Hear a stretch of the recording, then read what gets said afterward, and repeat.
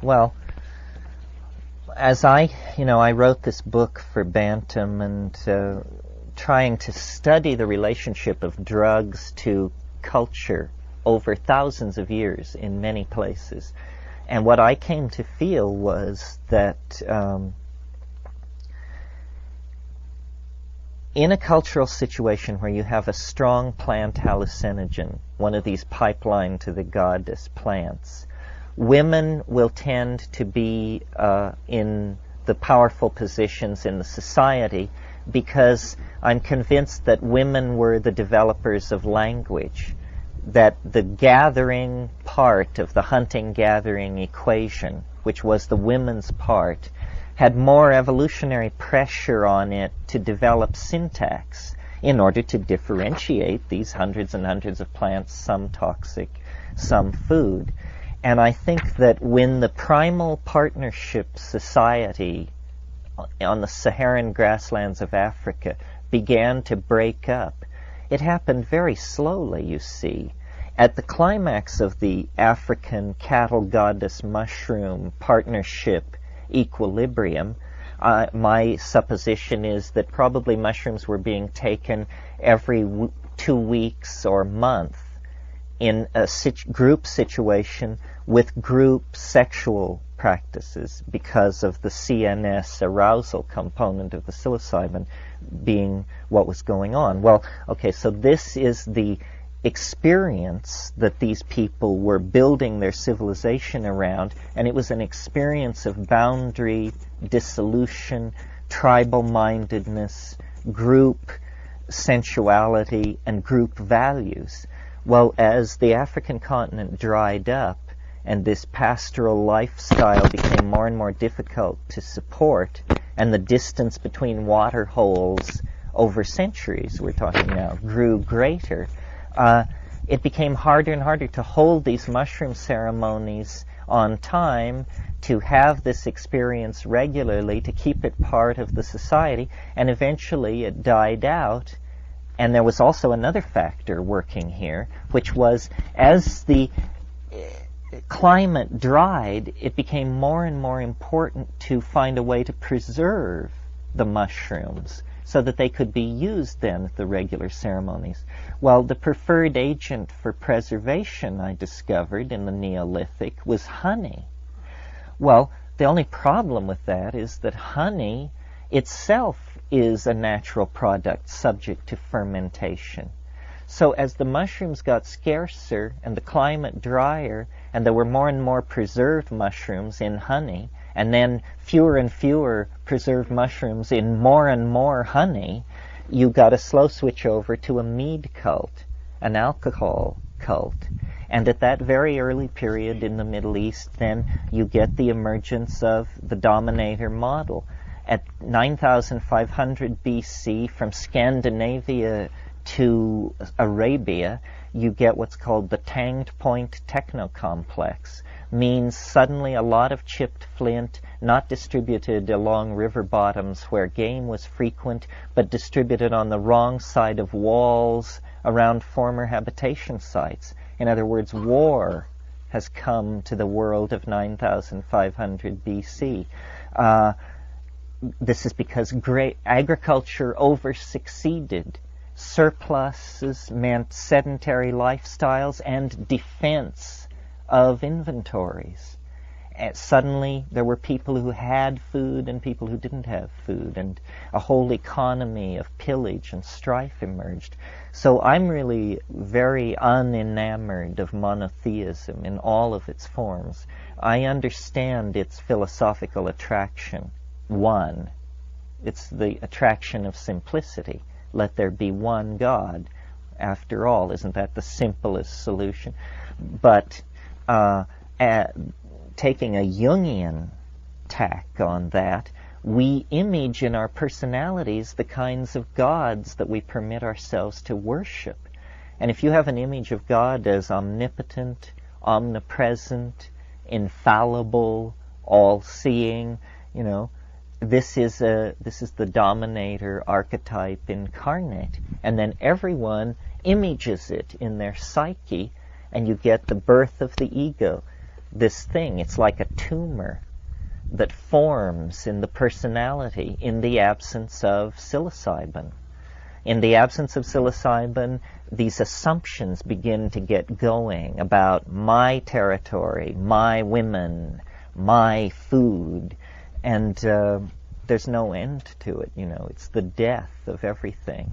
So this long strain of dominator culture that comes out of the Middle East gets unfortunately reinforced, whether serendipitously or by design is not clear, by the choice of a phonetic alphabet to put down these early Middle Eastern languages. You see, phonetic alphabet gives tremendous permission for abstraction, because what is symbolized is not a little picture, not the thing, but the sound of the name of the thing. So you're 3 steps removed. It isn't enough that you communicate in symbols. Here you don't communicate in symbols. You communicate in a still 1 stage further removed thing. So, cultural styles are, I believe, drug-based, based on very old relationships with intoxicants. And it basically divides along 2 lines. The soporific, these things which loosen social strictures and give permission to express the dominator model, and then these other more nebulous, visionary kinds of things. So it's a suppression versus enhancement thing. This might be a good point to make the point, since there's so much talk about drugs in today's world, that the pro-psychedelic position is an anti-drug position. That should be clear, because the way I think of drugs and what is objectionable about them is by analyzing cause and effect. Well, what is it that we don't like about drugs?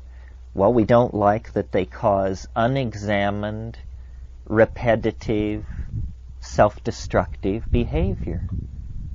In other words, they make you stupid and self-destructive and habitual on those items. Well, this is precisely the kind of behavior patterning that psychedelics break up and destroy. You cannot carry out unexamined, self-destructive, habitual behavior in the presence of psychedelics, because they will show you too strong an image of the consequences.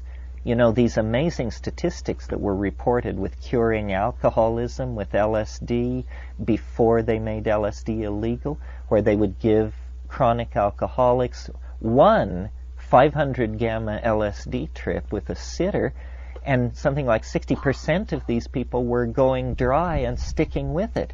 Well, people said, my God, LSD is a cure for alcoholism. No, it's a cure for stupidity. It's not a cure for alcoholism. That's infantile. It merely gives you an image of the consequences of your behavior. And this image is so horrifying that you modify your behavior forthwith. Yes? The relationship of the psychedelic and the art process. In that when I choose to have a psychedelic experience, I make a conscious choice to take ayahuasca or LSD or whatever, and choose and control the time and place and the company I'm in. But when it comes over me in an uncontrollable way, when I get an idea for a form or a painting or something like that, it's not something that I can control. And it's a similar process in that you go into a different experiential mode. And I found that we can sit here and talk about this and we laugh about elves and things, but in the real world, people don't like it. It's like Main Street, where you were talking about Main Street. If this happens to me and I feel like I really need to do my work, because the muse is there. I can't say, well, the muse is here, I have to go paint. Somebody else empty the garbage.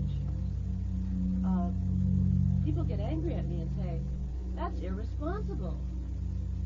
There's no place for an artist or a seer unless you've got, say you're Terence McKenna, so therefore it's okay for you to come off the wall because you're going to be funny and entertaining, but it's not okay for just, any old person like me to do that. You're about to get what you came for. Yes, it is. Yes, it is. You lose your job. Well, then you can do what I do. The reason I do this is because I lost my job. And, no, I mean, I see what you're saying. I mean, it is problematic. If one person believes it, it's a psychosis. If two people, it's a folie à deux. 3, a cult. 4, a movement, and so on. What we're trying to do here is empower the meme, give permission, and say, you just got comfortable with gays and black people. Well, guess what? You're now going to have to elbow over one step further because there are all us lodies out here. And we're tired of being thought of as stupid. We're not stupid. In fact, we're smarter than you are. And, we're tired of being this is not the Cheech and Chong hour.